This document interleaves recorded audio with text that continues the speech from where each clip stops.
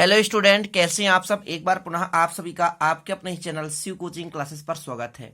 और आज का जो टॉपिक है क्लास 12th मैथ से है, संबंध एवं फलन चैप्टर 1 में है, जिसमें से हम आज कुछ प्रमुख संबंध चर्चा करेंगे। रिक्त संबंध, सार्वत्रिक संबंध, स्वतुल्य संबंध, सम्मित संबंध और संक्रमक संबंध। 5 संबंधों को समझेंगे। देखिए, क्वेश्चन करने के पहले कुछ बेसिक चीजें क्लियर करना होता है, तो वही मैं बेसिक चीज अभी क्लियर कर रहा हूं। आप लोगों को पूरे क्वेश्चन भी कराए जाएंगे, प्लेलिस्ट में आपको वीडियो मिल जाएगा। तो चलते हैं, इसको समझते हैं। सबसे पहले रिक्त संबंध, चैप्टर 1 का बेसिक चीज है रिक्त संबंध। रिक्त का मतलब खाली, संबंध मतलब रिलेशन, मतलब एक अवयव दूसरे से जब किसी भी प्रकार का संबंध ना दर्शाए, एक अवयव दूसरे से किसी भी प्रकार का संबंध ना दर्शाए तो वह रिक्त संबंध कहलाता है। समझिए, समुच्चय ए पर परिभाषित संबंध आर एक रिक्त संबंध कहलाता है। कब? यदि ए का कोई भी अवयव ए के किसी भी अवयव से संबंध नहीं है। अब इसको समझना है थोड़ा सा अपने लॉजिक के हिसाब से। मैं मानता हूं आपके पास ए क्या है? समुच्चय है। ए आपके पास समुच्चय है जिसमें कई सारे अवयव हैं, A V C D E, ये सारे के सारे अवयव हैं। यदि मैं कह दूं कि ए और बी एक आपके पास रिलेशन है जिसमें, ठीक है, ए बी की बहन है, ऐसा कह दूं, और इसमें सभी के सभी बॉयज। कौन है? बॉयज। एक आपके पास समुच्चय ए है जिसमें सभी के सभी जो भी हैं वो बॉयज हैं, मतलब लड़के हैं। और यदि मैंने कह दिया कि ए बी की बहन है, तो जब ये सभी के सभी लड़के हैं तो गर्ल्स तो हो ही नहीं सकती, मतलब कोई भी बहन नहीं हो सकती। तो ये जो संबंध है आपका बहन का संबंध, वो कैसा संबंध हो गया? रिक्त संबंध। मतलब बहन का रिश्ता किसी भी प्रकार से इसमें कोई भी संबंध नहीं दर्शाएंगे। क्यों नहीं दर्शाएंगे? क्योंकि इस समुच्चय में सभी के सभी बॉयज हैं, सभी के सभी लड़के हैं। यदि बॉयज स्कूल में मैं कह दूं कि आपकी क्लासमेट लड़की को बुला लाओ, ठीक है, अपने क्लासमेट लड़की को बुला लाओ, तो जब उसमें आपके स्कूल में ही गर्ल्स नहीं है, लड़की नहीं है, तब वहां पर जो एक संबंध होगा तो रिक्त संबंध होगा कि नहीं? क्योंकि आपने बहन बोल दिया, जबकि सभी के सभी भाई हैं। तो यहां पर एक समुच्चय है, इसमें सभी के सभी जो अवयव हैं, सभी के सभी जो मेंबर हैं, वो क्या है? एक दूसरे से भाई का संबंध दर्शा रहे हैं। लेकिन यदि मैंने कह दिया कि बहन का संबंध है, तब जो बहन का संबंध आया वो एक प्रकार से रिक्त संबंध कहलाया। समझ गए चीजें? आर बराबर फाई, जहां सबसेट है एक राशि, ए गुणे ए मतलब एक राशि। अब यहां पर सदिश सदिश मत जाना, यहां पर मतलब है कि ए और ए मिलाकर कितने उप समुच्चय का निर्माण कर सकते हैं, है ना। तो यहां पर कोई भी उप समुच्चय नहीं बनेंगे। क्यों नहीं बनेंगे? क्योंकि यहां पर जो आपका कोई भी अवयव एक दूसरे संबंध नहीं दर्शा रहे, तब वो जो समुच्चय है रिक्त समुच्चय कहलाएगा, जैसा कि मैंने एग्जाम्पल में समझा दिया। चीजें क्लियर? चलिए, अपना दूसरा संबंध है सार्वत्रिक संबंध। अब इसका सेम अपोजिट है। किसका? रिक्त संबंध का अपोजिट है कि समुच्चय ए पर परिभाषित संबंध आर एक सार्वत्रिक संबंध कहलाता है यदि ए का प्रत्येक अवयव ए के सभी अवयवों से संबंधित है। मतलब यदि सभी के सभी अवयव एक दूसरे से संबंध रखते हैं तो वो क्या कहलाएंगे? सार्वत्रिक संबंध। कहने का मतलब आप पिछले एग्जाम्पल से ही समझें कि आपके पास ए एक सेट है और सभी के सभी इसमें बॉयज हैं। तो यदि मैं कह दूं कि आर जो है आपका ए और बी एक उप समुच्चय बन रहा है जिसमें ए बी का भाई है, ए बी का क्या है? भाई है। तो भाई है जिसमें ये सभी के सभी क्या है? बॉयज हैं। तो एक दूसरे से भाई हो सकते हैं ना? हो सकते हैं। तो सभी के सभी एक दूसरे के भाई हो सकते हैं क्योंकि सभी के सभी बॉयज हैं। तो ये बिल्कुल संबंध क्या है कि जो सार्वत्रिक संबंध का पालन करेगा। मतलब सभी के सभी अवयव कोई ना कोई से संबंध दर्शा रहे हैं, कोई खाली नहीं है। मतलब जो संबंध हम कहना चाहते हैं वो बिल्कुल एग्जैक्ट है। ठीक है, तो ये क्या कहलाएगा? सार्वत्रिक संबंध। देखिए ना, समुच्चय ए पर परिभाषित संबंध आर एक सार्वत्रिक संबंध कहलाता है यदि ए का प्रत्येक अवयव ए के सभी अवयवों से संबंधित है। ठीक है ना। जैसे बॉयज स्कूल में यदि सभी बच्चों की बात की जाए तो सभी एक दूसरे के भाई हैं, ब्रदर्स हैं। चाहे यंगर हो चाहे एल्डर हो, लेकिन भाई तो भाई है, तो इसलिए हम कह सकते हैं एक प्रकार का सार्वत्रिक संबंध।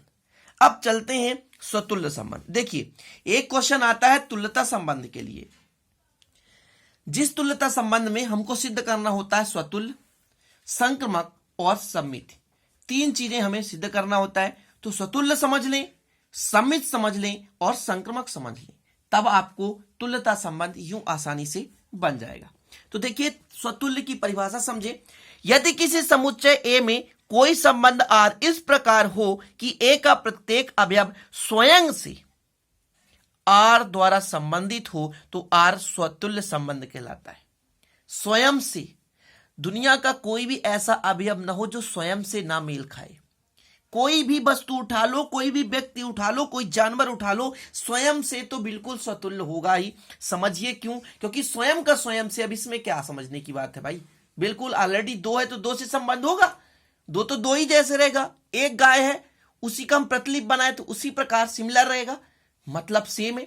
तो दुनिया का कोई भी अवयव है यदि स्वयं का स्वयं से संबंध दर्शा रहा है तो स्वतुल्य संबंध होगा। यदि मैं कह दूं एक का संबंध एक से है तो बिल्कुल होगा। यदि मैं कह दूं तीन का संबंध तीन से तो बिल्कुल होगा, चार का संबंध चार से तो बिल्कुल होगा। तो इसको कुछ भी याद करने के लिए, स्वतुल्य मतलब स्वयं से संबंध। तो कोई भी अवयव जब भी हमको तुल्यता संबंध सिद्ध करना होगा ना, तो ये तो डेफिनेट फॉलो ही होगा कि स्वतुल्य संबंध है, स्वयं का स्वयं से संबंध है। एक समबाहु त्रिभुज है, ठीक है ना, समबाहु त्रिभुज वो स्वयं से स्वतुल्य होगा। एक वृत्त है तो ये स्वयं से स्वतुल्य होगा। एक समांतर चतुर्भुज है तो स्वयं से स्वतुल्य संबंध होगा। तो जब ए का कोई भी अवयव अपने आप से समानता दर्शाता है, अपने आप से रिलेट होता है, तो वो कहलाता है स्वतुल्य संबंध। चीजें क्लियर? चलिए अब देखते हैं सम्मित संबंध। सम्मित संबंध थोड़ा सा दो अवयव से मिलकर बना है और दो अवयव से मिलकर हम यहां पर समझेंगे। जैसा कि किसी समुच्चय ए पर परिभाषित कोई संबंध आर सममित संबंध कहलाता है यदि प्रत्येक युग्म X Y belong to A के लिए X relate to Y then Y relate to X, अर्थात एक्स वाई रिलेशन दर्शा रहा, उसी प्रकार से वाई एक्स रिलेशन दर्शा रहा है। अब थोड़ा सा मैं आपको एक एग्जाम्पल के माध्यम से समझाना चाहता हूं। तो यहां पर मैंने एक एग्जाम्पल लिया है, 1 2 1 1 3 1 2 1 1 3। अब इसमें यदि मैं कह दूं कि एक इसको उठाएं, 1 2 को, एक रिलेट टू किससे? 2 से, तो क्या 2 रिलेट टू 1 है कहीं पे? तो जी हां, मतलब 2 भी रिलेशन दर्शा रहा 1 से, मतलब एक का संबंध 2 से है तो दूसरे का संबंध 1 से है। यदि मैं कह दूं यहां पर 3 का संबंध 1 से है, 3 का संबंध 1 से है, तो क्या 1 का संबंध 3 से है? बिल्कुल जी हां, ये है। तो मतलब जब एक का संबंध दूसरे से हो, दूसरे का संबंध पहले से हो, तो वो कहलाता है सममित संबंध। मतलब हम यदि आपके भाई हैं तो आप भी हमारे भाई हैं, तब ये कहलाएगा सम्मित संबंध। समझ रहे ना? यदि मैं कह दूं कि एक राम है और एक गीता, तो बताइए क्या इसमें सम्मित है? तो इसके लिए तो बहन है, लेकिन इसके लिए क्या है? भाई है, तो ये सम्मित संबंध नहीं होगा। चीजें समझ गए ना?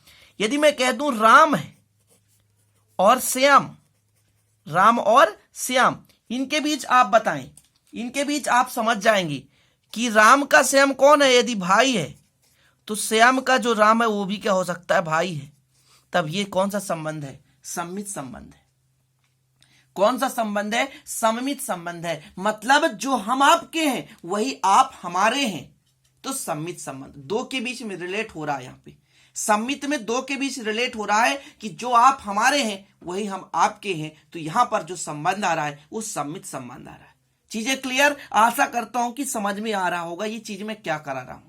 बेसिक चीजें करा रहा हूं स्टूडेंट, प्लीज आप लोग इसे शेयर कर देना अपने दोस्तों के साथ, अधिक से अधिक लोगों के साथ। मैं गणित ऐसा पढ़ाऊंगा कि जिंदगी में कभी भूल नहीं पाएगा। पूरा A to Z चैप्टर 1 से लेकर अंत तक पूरा कवर कराऊंगा, ठीक है? तो ये सम्मित संबंध क्लियर हो गया। चलिए अब देख लेते हैं जो है संक्रमक संबंध।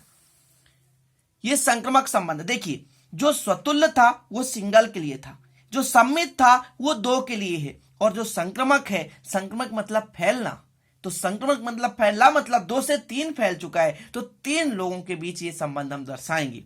यदि किसी समुच्चय ए में संबंध आर इस प्रकार हो किन्हीं X Y Z belong A के लिए X relate to Y, X Y से संबंध, वाई रिलेट टू जेड और फिर हम एक्स रिलेट टू जेड। देखिए अब इसको आसानी से आप नहीं समझ पाएंगे। देखिए मैं आपको समझाना चाहता हूं। यहां पर मैं 3 व्यक्ति का नाम लिखता हूं, श्याम, ठीक है, राम और एक और कुछ भी ले सकते हैं, गोपाल। तीनों के तीनों क्या है? भाई हैं, ठीक है ना। जैसे श्याम राम का भाई है, ठीक है ना, श्याम राम का भाई है, राम गोपाल का भाई है।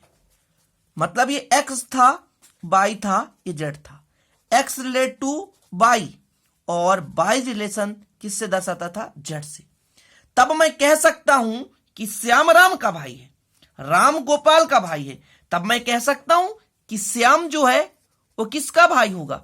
वो होगा कि नहीं होगा गोपाल का भाई? जी हां, बिल्कुल होगा। मतलब श्याम था एक्स और गोपाल था जेड। मतलब X relate to Y, X संबंध दर्शाता था वाई से, Y relate to Z, Y दर्शाता था जेड से। तब यहां पर एक्स भी किससे रिलेट हो रहा है? जेड से। समझ रहे हैं? एक्स था भाई किसका? वाई का। वाई था भाई किसका? जेड का। तब हम कह सकते हैं कि एक्स भी भाई है किसका? जेड का। और यही चीज है संक्रमक संबंध। चीजें समझ गए ना? यहां पर यही चीज लिखा गया है। देखिए student, X relate to Y, Y relate to Z, then X relate to Z. मतलब एक्स भाई है वाई का, वाई भाई है जेड का, तब एक्स भी भाई होगा जेड का। यदि मैं यहां पे गोपाल की जगह गीता ले लेता, गीता, तो बिल्कुल क्या सेट होता? बिल्कुल नहीं होता। श्याम होता, श्याम भाई है राम का और गीता का भाई, तो ये फिर यहां पर हो सकता है। क्यों हो सकता है? क्योंकि श्याम भाई है राम का, राम भाई है गीता का, तो श्याम भाई है गीता का। हाँ बिल्कुल ये होता। लेकिन यदि यहां पे गीता लिख देता बीच में तो बिल्कुल गलत हो जाता, क्योंकि श्याम जो भाई होता लेकिन गीता कभी भाई नहीं हो सकती थी। ठीक है, चीजें क्लियर है ना? ये आपको एग्जाम्पल के माध्यम से समझ में आ गया होगा। और अब अगले वीडियो में मैं सम्मित से संबंधित मतलब और संक्रमक और स्वतुल्यता, तुल्यता, इन सारे संबंधित मैं क्वेश्चन लाऊंगा, जिसे आप लोग जरूर देखिएगा। ठीक है, ये दूसरा वीडियो है, प्लेलिस्ट में आपको मिल जाएगा पूरे वीडियो। जब भी आप देखें प्लेलिस्ट जरूर एक बार फॉलो करें। और साथ में फिजिक्स और केमिस्ट्री की जो बात है, वो 11th की बात हो चाहे 12th की बात हो, फिजिक्स और केमिस्ट्री मैंने पूरा कंप्लीट करा रखा है। प्लेलिस्ट में आप जाएंगे तो पूरे वीडियोज मिल जाएंगे। और साथ ही मैं जुलाई से फिर कुछ और एक्स्ट्रा वीडियो लाऊंगा जो महत्वपूर्ण रहेगा। लेकिन अभी जो आपका गर्मी का टाइम है, खाली समय बर्बाद न करते हुए फिजिक्स केमिस्ट्री की भी तैयारी कर सकते हैं स्टूडेंट, जो भी आप 11th से हो या 12th से हो, जिनका भी एग्जाम हो चुका हो और जिनका एग्जाम नहीं हुआ तो अपनी तैयारी करते रहें। तो चलते हैं स्टूडेंट, फिर मिलते हैं अगली वीडियो में नए टॉपिक के साथ। तब तक के लिए जय हिंद, वंदे मातरम।